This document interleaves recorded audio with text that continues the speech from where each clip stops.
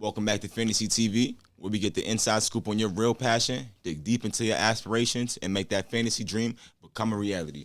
Today's fantasy is about a brother who's carving his own lane in the hospitality industry. Who started off as a chef, but is now transferred into a bartender, and definitely has been getting his foot off the ground in one of the most notorious bartenders across Yonkers and the Bronx. Please welcome Jonathan, of course, in the building. J-Rod, introduce yourself to the people. I'm Jonathan. Some know me as J-Rod. I'm a bartender. Been bartending for 10 years now, Sir. Going on 11, and yeah, I'm still doing it. Outside, salute. Welcome to Fantasy TV, bro. Thank you for having me, bro. My man. Now talk to me. How we linked up, bro? What was the first time I ever met? You ever met? I think I just seen you like on social media. You was doing your thing, bartending and stuff. I seen that because there's not a lot of people who eat, sleep, and breathe bartending, but I feel like you do. So bro. That gravitated me towards you. I'm not sure who hit who up, but it was about an opportunity I think you hit me up with, and we just ended up linking. We worked together. We bartended together. Hold up. Nah, definitely a big brother figure in the bartender industry. You feel what I'm saying? Like my man said, 10 years in the game, bro. Only been here for about 4 or 5. You feel what I'm saying? So he definitely been, you feel what I'm saying, dropping a lot of gems off. You feel what I'm saying? Talk to us about some of the drinks that you used to make, some of the drinks that everybody knows you for making.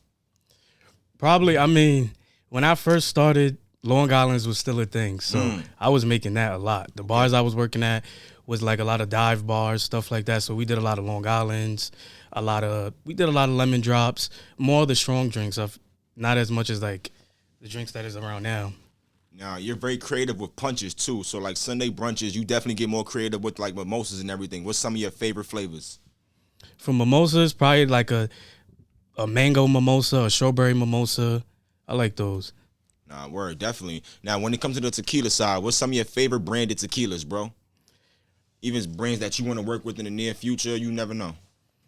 My favorite brand right now is definitely Don Julio. Yes, sir. I actually like Terramana. That's what's up. I like Terramana. People be sleeping on Terramana, but I like Terramana a lot. You fuck with Milagro?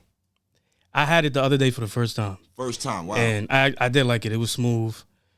I used to like Casamigos. I kind of moving away from that. I'm saying, of course. Word. So right now, Terramana, Don Julio, they got me. Definitely top 2 right now, the heavy hitters. Word. Now talk to us about your chef journey. So 10 years before this, before you were a bartender, you were a chef. Talk to us about what made you want to become a chef first thing. Well, I first started off, actually, I worked every position in a restaurant. I was a busser, I was a server, I was a food runner. I did everything besides dishwashing. And one day I was just like in the kitchen when I was food running because you could see the cooks over. And I'm just like, I want to do that. So I started off actually as a sushi cook. Then I was a line cook. I did desserts. I did all of that. And one day there was a chef. I remember, I'll never forget her name was Chef Eva. She told me, she said, I think you'll be good in the front bartending. You're good at this, but I felt like there's something about you, like your energy, you'll be a good bartender. So I was like, because I am a shy person. So I was just thinking like, how can I do that? And I never looked at bartending as something I wanted to do. So I ended up giving it a try. And from there, I never went back in the kitchen. Nah, salute. Shouts out to Chef Evas. You inspired, you feel what I'm saying? You pioneered the journey for my brother to become a bartender, so appreciate you. Definitely. Word. Now, when you were a chef, besides sushi, what's some of your favorite meals to make? You used to get Southern with Italian. What's some of your favorite dishes? I used to love making a steak because people love steak. I used to like doing the different temperatures. I was good at that, making it exactly to the perfection. So steak, but sushi I really did love doing it. You need a lot of patience, and I do have a lot of patience. So that was definitely my favorite. Sushi and steaks. Sushi and steak, now salute. Word. Now talk to us. For those of you who don't know, last year, at the end of the year, 2025, I had a challenge, Bartender of the Year challenge. Now, my brother came in, definitely in the top 5, one of the competitors. You feel what I'm saying? My homie came in top 4. Now, talk to us about your strong support system from your friends that come to your bar, that tap in with you, that know your drinks. So yeah, definitely I got a strong support system with friends, family. With friends, I come from Yonkers. I was born in the Bronx, raised in Yonkers. It's not really a lot of male bartenders there. So I do feel like once I started bartending and all that, a lot of people supported me. They wanted me to win. So they'll come to any bar I was working at. I always been an introvert, but also extroverted at the same time. So it was, to get people to come to my bar is never really a problem. People mess with me bartending, so. I have a huge support system. I'm grateful for that. That's what's up. Salute. Thank you. Respectfully. Now, when it comes to the support systems, how big is it important for you to feel like you have like a good cultural my fault. When it comes to support system, how important is it for a bartender to have a strong support system when it comes to throwing events or them wanting to come to your bar? Is that important? Do you need a strong support system? 100% is important because people got to show up and they got to respect you as a bartender. Like for me, when I'm doing mixology classes, people do trust me to come, and they want to learn drinks from me because many times you heard people say like, "Oh, can you teach me how to make a drink?" Once they find out you're a bartender. Come on. So, man. And once I created that experience, people really wanted to come and wanted me to teach them drinks. So it works out. Definitely. Salute. Now, when it comes to this experience, mixology classes, name some of the classes that you've thrown across the NYC. So it's a moving mixology class. So we travel all around. We did Mount Vernon. We did the Bronx. We did the city. So we eventually will move off to like Queens, Brooklyn. But right now we're just doing those cities and stuff. But yeah, we've been doing it. You branching off. You had 3 mixology classes so far. Now, for those of you who don't know, talk to us about the company, of course. So my company's the Wasted Experience, and it's a mixology class, but with a twist. So we got a live DJ, we got food, we got shots flowing. It's a party, and it includes an after party after. So it's not like an ordinary mixology class where you just learning the drinks and you leaving, but you learning the drinks, we getting you lit, and you partying, and you eating good, all of that. So that's why it's called the Wasted Experience, because it is an experience. It's not just a class. Now, could you compare that to? Anything like a channel, TV show like Wildin' Out or something? What could you compare this to? What is it compared to? Probably like Wildin' Out, because you just never, when you come to my classes, you just never know. You got the staff dancing, you got shots flowing, all of that. You got music, the DJ, music. It's different. It's a different kind of class. Word. Now, talk to me. You also co-partner your business with another, fellow female. Talk to me about your business ventures. Yeah, so my business partner is Katie Ann. Shout out to her. We ended up linking up. We worked with each other, actually, and she was a mobile bartender. At the time, I wasn't mobile bartending, and I felt like I needed that aspect of a mobile bartender, because if we're going to be a traveling mixology class, we need that knowledge to bring it around. So I ended up asking her. I came to her with the idea like, hey, would you like to combine and we'd like make this something? She was with it, and from there, we good. It works out because I felt like I'm a guy, she's a woman, so like it balances. We are completely different, but it works out. The dynamic, the chemistry between men, it works. You know what I'm saying? Word. Now, let's expand on that for a second. How do you feel about people who rather the one-man army route when it comes to running their business or having, co-owners? I mean, I'm more with the co-owner route. Mm-hmm. I feel like it's better. Like, you can always learn from people, and like I'm open for that. I don't need to do it by myself. You can always learn from another person, and I always want to learn. So the whole having co-partners and stuff, I'm all with that. Now, here's my question to you. How do you communicate when you have a co-partner who's slacking? You know what I'm saying? Their department of work, they're not really keeping up on that. And how do you communicate this? Well, it's all about, you got to have respect for each other and trust. And it's all about your approach with things. As long as you guys have that kind of good energy with each other, no one's getting offended by if you slacking. You could tell, if I could tell you, you could tell me if I'm slacking. It can't be no feelings in between that, because it's a business at the end of the day. You can't take nothing personal. Honestly, for real. Now, do you feel like your teamwork ethic from working at restaurants has helped you being a better business owner? Oh, for sure. Because I've been a manager of a bar, all of that. So it definitely, all of that came into where my business is now and how I navigate everything. I definitely learned it from being a bartender other places and managing other places too. Definitely. Now, let's jump back into hospitality for a second. Climbing up the ladder from bar back to bartender to bar manager. Talk to me about those experiences. Which do you prefer the most out of those three? Bartending, for sure. Not the manager? The manager part, bartending is my passion. So when I step back and I'm being a manager, I'm still looking at the bar like, oh, I want to go, I want to help. I want to do this, I want to do that. Like, I still be eager to want to jump in. So managing is good, but I always still want to bartend. Some way, somehow, I still make my way into bartending because it's a passion of mine.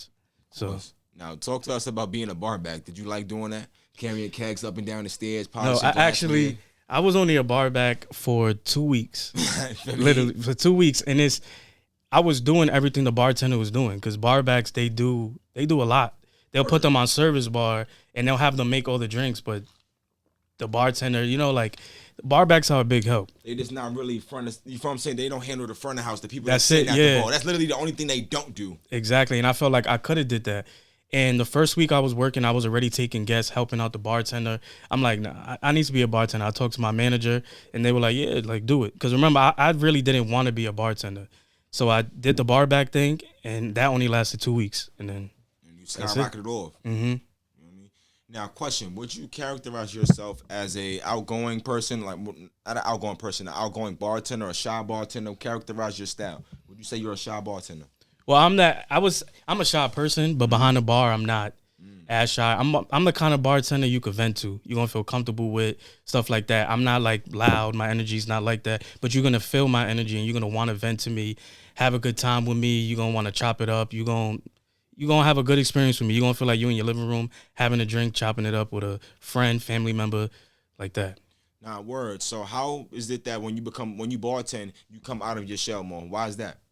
Just comfortability, and being that it's something that's a passion of mine, it's easy for me to just step out my shell and feel comfortable. Because even though I'm a shy person, when I'm comfortable, I'm not as shy. So I fuck with that respectfully. Now, question: when it comes to bartending, let's talk about some awkward experiences. Any experiences where you know what I'm saying, had the double girl give it a cold shoulder, or you just been in front of like two couples making out, and it's like, all right, yo, it's time to wrap up. I want to go home. Oh my God, I can give you That's so the many worst, times. 5 a.m. at Poly, 4 p.m. at 4 a.m. at Poly. Got me wanting to go home. Motherfuckers is fried rice rolling up like, bitch, it's time to go. But that's the worst. Yeah, definitely. I mean, it girls come to the bar and they think just because they pretty they gonna get stuff, you know what I'm saying? and that don't work with me at least. So like, you know, like they'll come and they'll think their looks is gonna get them a drink and all of that, but it's not like that, because at the end of the day they just want that drink. They probably don't even want you, or probably do, but I don't got time to figure that out. But yeah, like, we here to get this money. I'm on the clock, baby. And when I'm working. I'm not trying to play around. I'm not trying to. Now off hours, that's totally understandable. It's free game. You know what I'm saying? I'm pop my shit, but you hollering at me behind the bar, I'm gonna come to you with the utmost respect. Exactly. You talking about money? Ain't nothing off the arm. Yeah. But definitely when it's, you know, couples, last minute, people not trying to leave at the bar. Me, I'm real firm with that though, because if I'm ready to go, I'm ready to go. I'm gonna tell them like, listen, you know, it's the end of the night, whatever, and then I'll get them out. But okay, now when it comes to couples, talk to me when it comes to like an intoxicated member. You feel what I'm saying? He's too drunk harassing you feel what I'm saying, the guests at the bar. How do you handle that? Well, yeah, I've dealt with that a lot of times, but it could just be one signal that I see that someone feels uncomfortable. I definitely would. I don't wait, or I don't give them a chance just because they spending money at the bar. Thing. Yeah, because now she about to leave at that point. All I need is one chance. Exactly, and I've been to a lot of bars where a girl felt uncomfortable or someone's drinking and they acting belligerent, and they'll keep them there just because they making money off them. I don't care about the money. All of the comfortability of all the guests matters. So once I see one little thing, I'm saying something, escorting out, whatever has to be done. No, dead ass. And for those people who, if I'm saying sometimes who let it slide because that person is buying shots or whatever the case may be, think about it like this. That same woman who was harassed could go up on social media and say, yo, you know what I'm saying, I was totally harassed at this bar, and this bartender just kept, you know what I'm saying, this bartender just kept letting this shit go on. Nobody made sure I was secured or safe at all. No type of precaution whatsoever. And you know what I'm saying, shit like that goes... You notice things, you know what I'm saying? Yeah, and I got sisters. Like, I'm the only boy, so I think about that too. Like, if that was my sister, or I have a lot of female friends. If that was one of them, like I take that serious when girls feel uncomfortable. So now, respectfully, word. Now, talk to me about being a therapist bartender. How do you make yourself open to be so easy to talk to? I think it's more so my aura. Like, I don't even have to ask somebody something. And this has been something since I was a kid. Like, people just feel my energy and want to tell me stuff. I don't even necessarily ask them questions first or nothing. So I would say it's my energy. Energy, you could feel it. So, yeah, that's how it would be. Nah, word. So when it comes to like the work ethic, characterize you feel what I'm saying, your work ethic. How would you say you work? Are you open? You feel what I'm saying? Like, team player? Are you creative? Are you feel what I'm saying, behind the house? What would characterize your work ethic? Definitely a team player. Like I said, like I love working with people. So like I'm definitely a team player. I love working with different bartenders from all around. So I would definitely say like a team player, bartender. That's what's up, respectfully. Now I want to jump back into the wasted experience for a second. Talk to me. What made you want to come up with this business name? So the wasted experience, the way it all started was during the pandemic. I was just thinking like, what am I gonna do to form longevity with bartending? because can't bartend when I'm an old man. Like, so I was trying to think of something I could create besides the standard, like opening a bar, which of course that's in the works, and I'm thinking about doing that. But I also wanted to think outside the box. So I had a friend, my homeboy Mark. He had like sent me a video from TikTok at the time, and it was like a Sex and the City mixology class.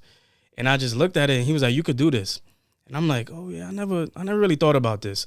Didn't really think about it. Couple months passed, I thought about it, and I'm like, I could do that, but how can I make it different from other mixology classes?" Yeah, so that's when I thought about the DJs and the party of it and all of that. So then I thought about the name.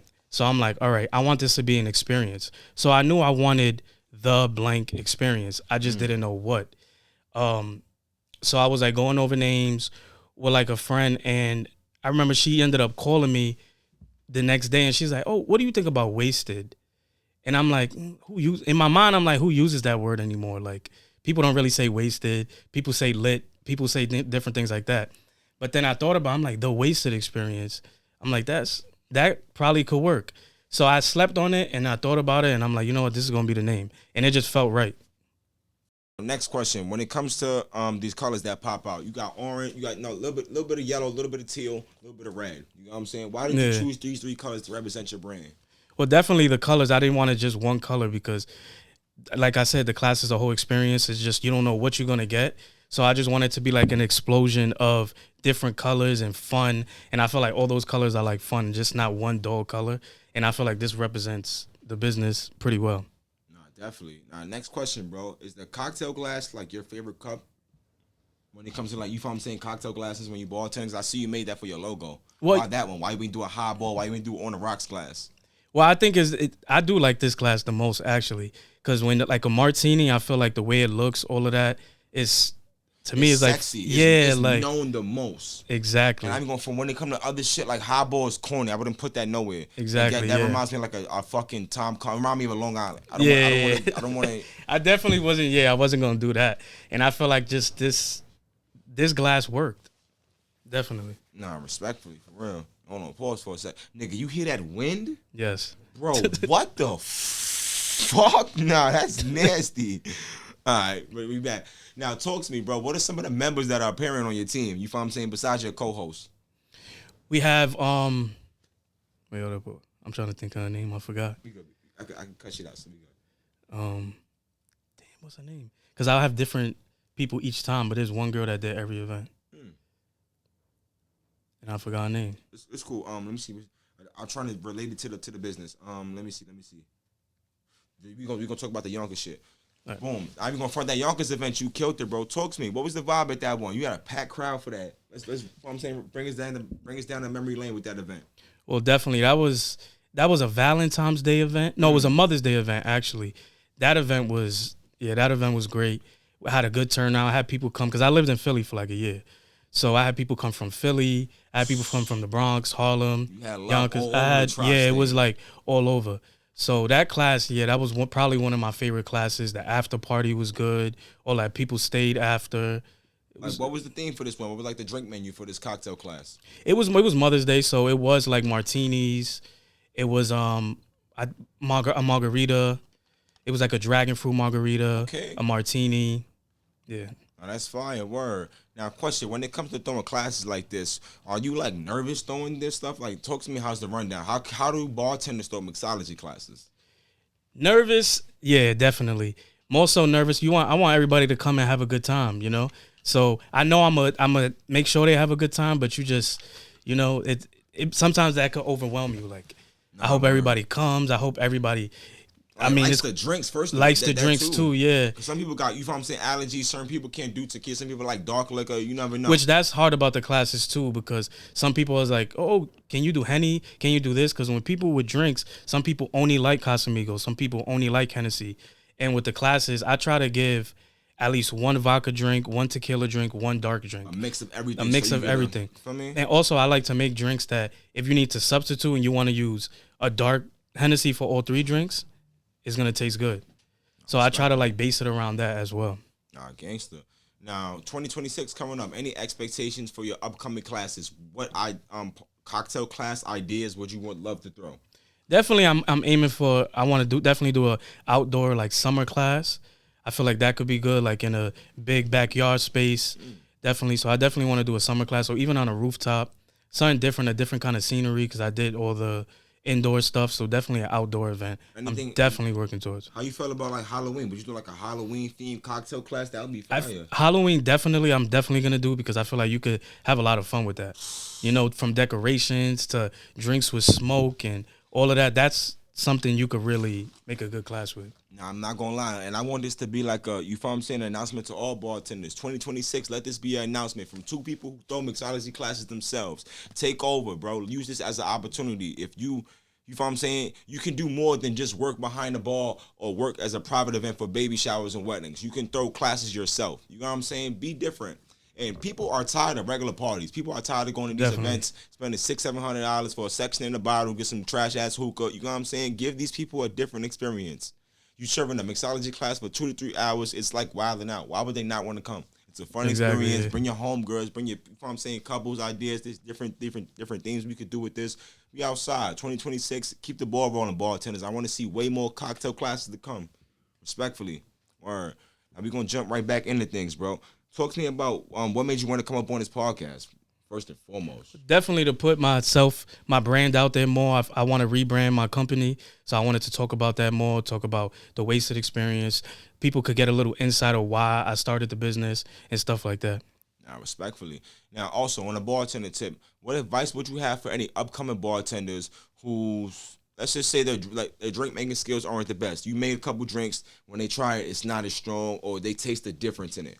What advice do you have to those who just getting started and the feedback isn't the best? I mean, experience is everything. I wasn't the best bartender when I first started, but with experience and working in different places and different atmosphere, I would say it'll help. So don't give up. Just continue to do it, and you'll get the hang of things. It's not as easy as people think, but definitely don't give up. Now, we're speaking of what's not as easy as people think. From Definitely the not. Perspective of being a chef and a bartender, which position is a harder field to, you know what I'm saying, fulfill in the hospitality industry?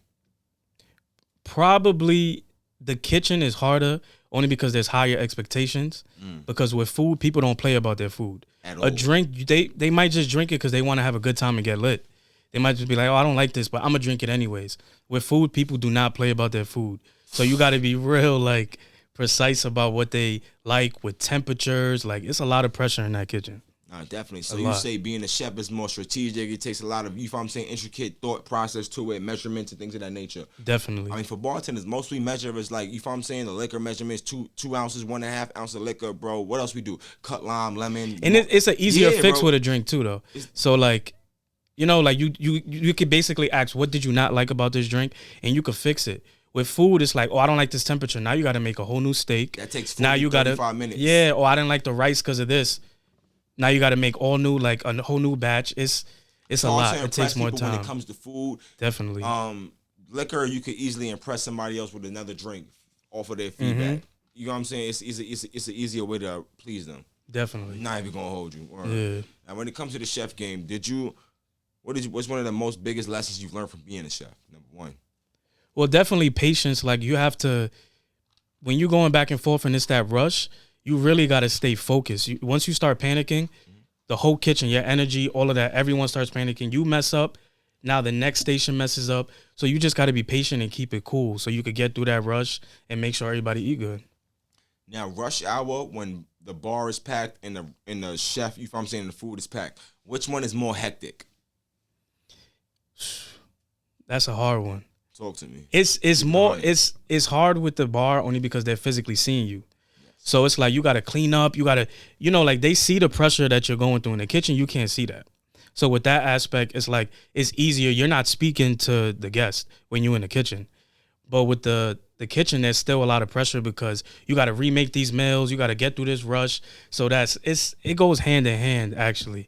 But it is hard behind the bar because you're literally right there. You got to deal with them guests firsthand. They giving you the attitude. They trying to give you eye contact. You running around. Like, they see that you going through a lot, and people don't care about that. So. Yo, for real. Now, talk to me. Next question, bro. Which field do you feel like has more No. Brain fart for a second. Let me see. I want to keep doing the chef bartender thing. I want to do mad chef bartender questions. All right. Let me see. Let me see what else we got. I ain't say everything. Where I want to keep doing chef bartender shit. I think there's some more in the bottom. What skills can I be from being a chef? Yes. Next question. We're gonna keep it rolling. What skills have transferred from being a chef to now becoming a bartender? Well, definitely, yeah. Skills is basically everything is portioned with being a chef. So everything you got to like put everything in measurements, all of that. Same thing with bartending. So you got to be real precise with everything you putting in. And I feel like that when I took that behind a bar, that's what helped me be a good bartender, kind of right away, because of the skills I had in the kitchen. Word. Now, what are some known chefs that you, left a big mark on you, a big impact that left you got impression in your life? Well, definitely like the chef I said, Chef Eva. She was like the chef manager, so she was good. And she the reason I would have still more than likely been a chef still if she didn't tell me to take that leap and be like, oh, just be a bartender. So it was like me bartending happened by accident, but I ended up becoming a passion.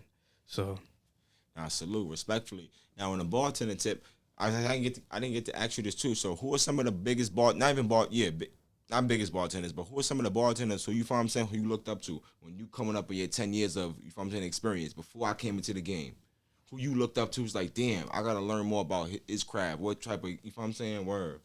I met it was a couple bartenders I met. I actually the biggest impact place I ever worked where I met all these people with great ideas and good bartenders was actually at a Fridays. I worked at a TGI Fridays for 5-6 years. I worked in one in Brooklyn, in Yonkers, in the Bronx, in Philly, and I always say like to work in Fridays. Once you work in Fridays, you could bartend anywhere because the menu's constantly changing. They change their menu every month. So it's always keeping you on your toes. 12 different menus is kind of annoying. Yeah, every single month is a new menu. And also, like a lot of people, if you actively went to Fridays, you will understand. That's how I learned how to put drinks on fire. I learned how to layer drinks. All of that was from Fridays. And Fridays, it was mandatory. You had to be in a bar competition. We would go to like different regions. All of that helped me bartend. So I just met. So it's a whole bunch of people from Fridays I met that I looked up to. Nah, respectfully, that's fire. Now, what are some of the advanced bartending tricks or like things that you know how to do that other bartenders might not know? Like how to layer drinks or how to, light a cocktail on fire, dry ice effect. Dry ice, yeah. So yeah, definitely those three. And probably flair bartending. I haven't done it in a while. I'm probably a little rusty, but once I get back in the groove of it, I could definitely like flip bottles and all of that. And that's something I learned in bartending competitions and stuff because that was actually mandatory. You got more points if you was throwing a bottle in the air, catching it and stuff like that. So definitely the flair bartending. That's what's up. Now also, bro, I thought about this as like a competition. You know how I did the bartender of the year thing?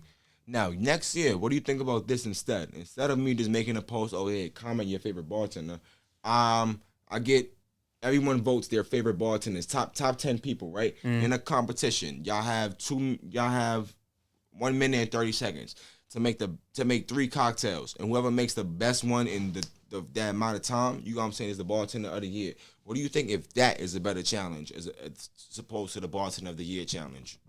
That's a hands-on competition. So I think that's even better, to be honest. And I have the crowd, you know what I'm saying, the fans try everybody's drinks. Y'all get 3 different cocktails, be outside. Now, that's a good idea. I be gonna lie, we'll keep the ball rolling with that. I call it speed something. It's like a speed competition for bartenders. Yeah, definitely do that. No, I'm jacking that, bro. Respectfully, I want to see what y'all got. A minute. What's the fastest you made a cocktail, bro? You ever timed yourself? Yeah, because when I used to do the competitions, it used to have to be under a certain time. So the fastest was probably, I think I did a minute, but I forgot what cocktail it was. This was a while ago, but yeah. Now that's hard. So it took you a minute to make that one cocktail. What place did you come in for that competition? In that competition, I went to the next region. So I made it to the next level, but I didn't pass that because I was competing against Fridays all around New York. Like the winner goes to Vegas, and then they win thousands of dollars. It was intense, and people really went hard for that. And at the time, I was still kind of a beginner. I think I was only bartending for 2 years. So I was still freshly new, but I still did my thing. Come on now. Now, next on Fantasy TV, all my guests always get to try a drink, bro. Talk to me. Let me know what you think about this drink right here. I'm gonna try this. And of course, you know, on Fantasy TV, we first though. No. Before we do, no. Hold on, put it back, bro. Let me get the door. Yeah. What the fuck? I actually over here.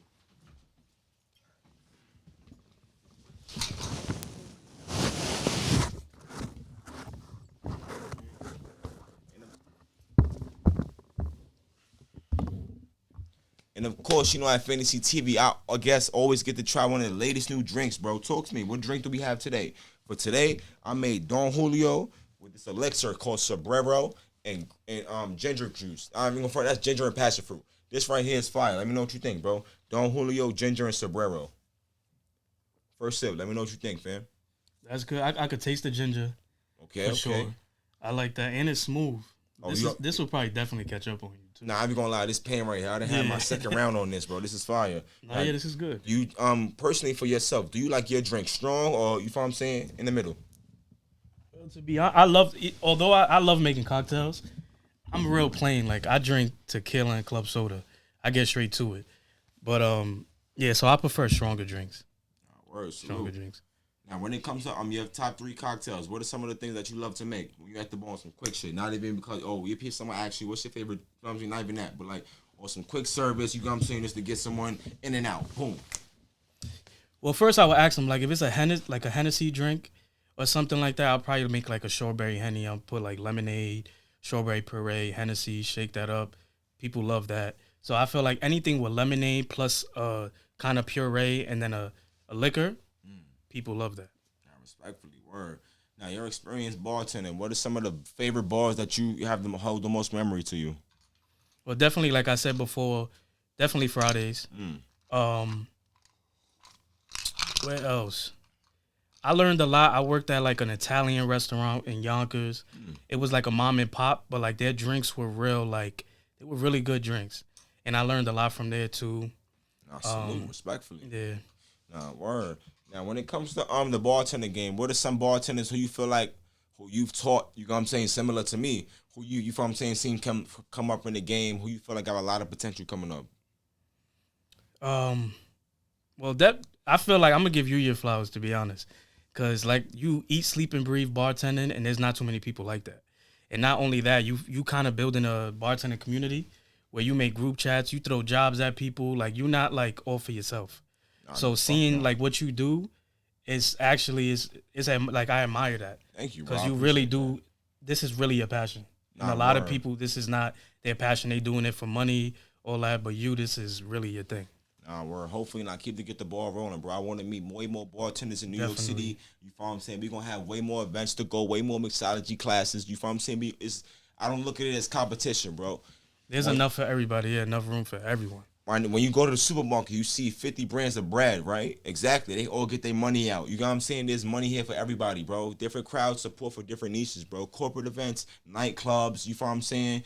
Baby showers, weddings. Yeah. Every bartender can, you know what I'm saying, fit in a different crowd, bro. There's no need to be competitive between each other. We all here to work together, bro. I don't look at that shit as competitive. Gangsta, I don't. We here to learn off each other. Real shit. Exactly.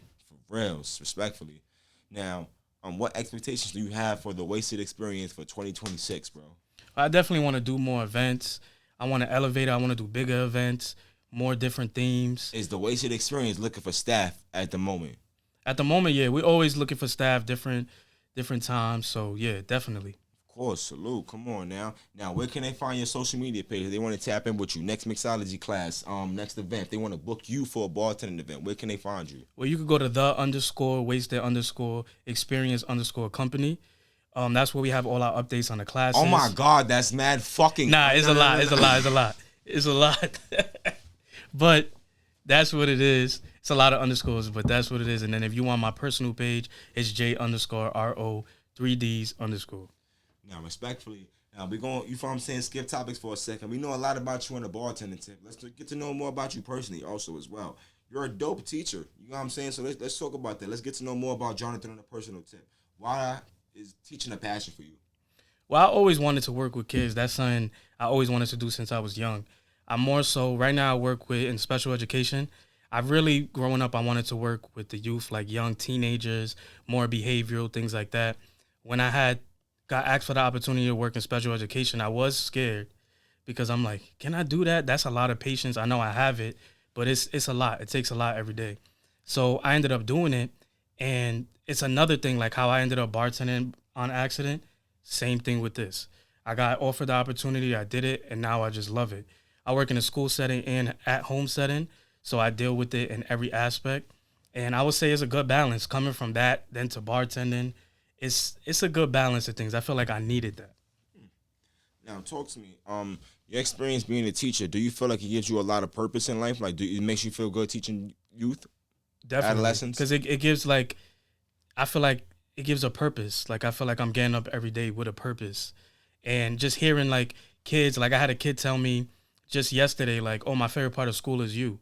That stuck with me for the whole day. Dope, I didn't you have feel a like good Superman. day. Yeah, I didn't have a good day, but hearing that, it made my whole day. Because the fact that you getting up every day, and I'm the reason you even want to go to school, that was amazing to me. So little things like that, even though days are hard, that helps everything. Make you push, make you go further. Definitely, yeah. Now, word to realize that, you know what I'm saying, a lot of people look up to you on like a big bro status, you know what I'm saying, they look forward to coming to class to you is cool, bro. I ain't gonna lie, that's fire. Word. Appreciate that. Now, what made you want to work into the special education field? Why not public school? Why not regular? You know what I'm saying, high school, right now? Yeah. Well, yeah, I got asked, and like I said, I was nervous about it, but I knew my patience, and I knew that I love kids. So I took that leap, and I'm like, you know what? I am going to do it. I wouldn't have it no other way. I don't think I'll ever leave working with special education. So, yeah, it's something that I tried out, and I ended up, now it's a second passion of mine. So it's not only bartending, but it's also working with kids, especially in special education. Now, that's fire. Now, if there is a connection, what is the relationship between working with children in needs and being a business owner and being, you know what I'm saying, working with teammates and like having staff? Is there a connection between working with children and being a business owner? Well, yeah, definitely. You just gotta every day, like I said, is everything has to do with patience. You're working with kids, you got to be patient. Every day's not a good day. The same way, even with a business, every day's not good. Every event might not pop, and you just gotta have patience with everything. That's a fact. Absolute. Now, any advice for those upcoming bartenders, you know what I'm saying, but trying to get their foot in the game? What advice do you have for them? Well, definitely. I mean, definitely go for it. It's something that you end up doing, and hopefully you more than likely will end up falling in love with it. It's enough room for everybody. There's always going to be someone that needs a drink. So I definitely think it's the way to go.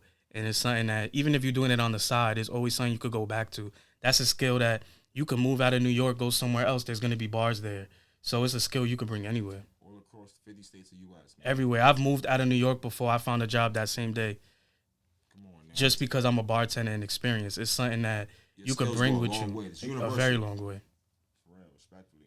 Now, any salutes, shout outs that you want to highlight, your team members, you know what I'm saying, co-workers, companies that you work with before we wrap this up, bro? Well, definitely to my business partner, Katie Ann. Shout out to her. 2026, watch out for us. We're going to definitely do something big, couple more events, and just follow the page. Now, respectfully, we outside. Drink your fantasy in the building. Salute. Thank you for coming up on. Thank you for having me, bro. You know it.